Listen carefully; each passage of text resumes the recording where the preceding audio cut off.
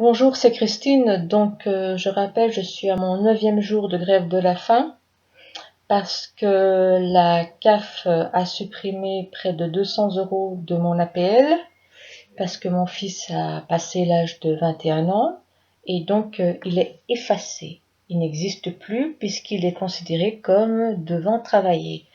Et grâce à la promesse du président Monsieur Hollande du plein emploi, mon fils est toujours au chômage. Là, il passe des concours, il espère avoir des réponses positives, mais cette promesse du plein emploi, waouh, on est tous ébahis. Là, je refais cette vidéo alors que je suis fatiguée, que j'ai mal, parce que je souffre de fibromyalgie.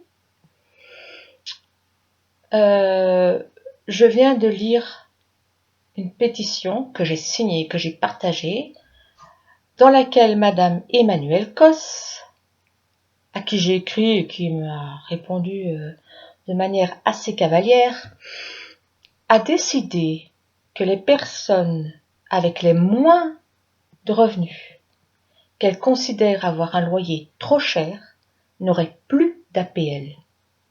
Donc plus la possibilité de rester chez eux, donc d'être dehors.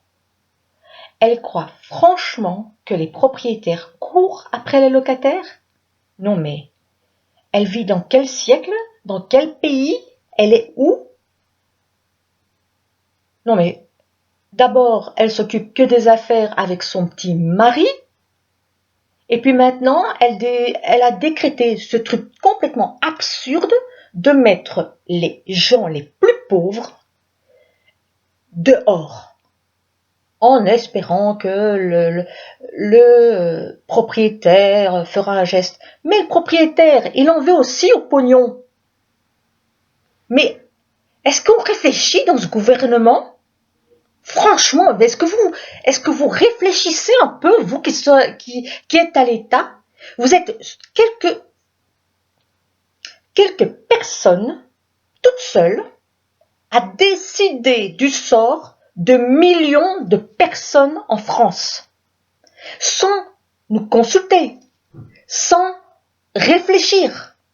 On dirait que parce que ça va être la fin du quinquennat, et ouf! Pourtant, j'ai pas eu le droit de voter puisque je suis pas française, je suis belge. Mais ouf! Nous sommes à la fin du quinquennat et on dirait que tous vous avez envie de mettre votre petite graine pour avoir votre nom dans l'histoire, mais j'espère bien que ce quinquennat sera effacé de l'histoire. Ou alors comme une grosse blague, ou même pas une blague, on en souffre tous. Tous. Je ne vais plus avoir de logement, je suis invalide. Mon fils, si je veux, demain, je le mets dehors parce que je peux plus subvenir aux besoins de nous deux et des animaux. Et j'en fais quoi, un nouveau SDF? C'est ça, Madame Emmanuelle Cos, que vous voulez? Que mon fils vienne devant chez vous comme SDF?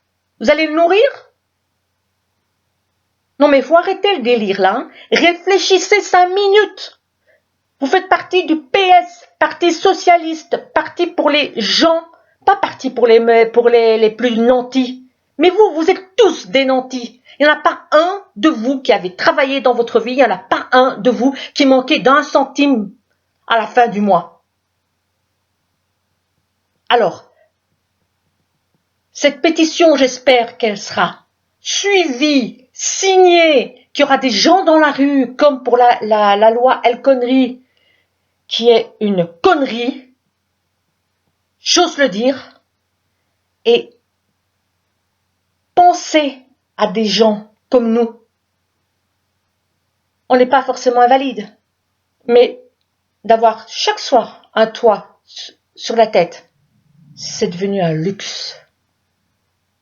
Mais très bizarrement, il y a des promesses qui sont faites aux migrants. Nos logements, dans lesquels vous allez nous chasser, ils leur sont déjà destinés? Ils sont en attente? Ils sont sur une liste?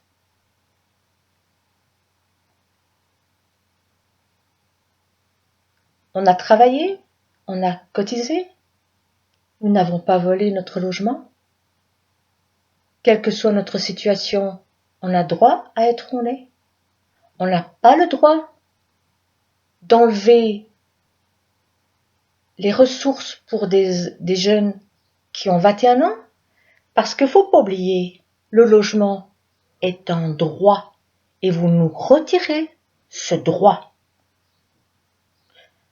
Pour un coup, malgré que mes vidéos pour ma grève de la faim, ma pétition pour ma grève de la faim ne décolle pas, j'aimerais bien que cette vidéo décolle et soit vue par le plus grand nombre.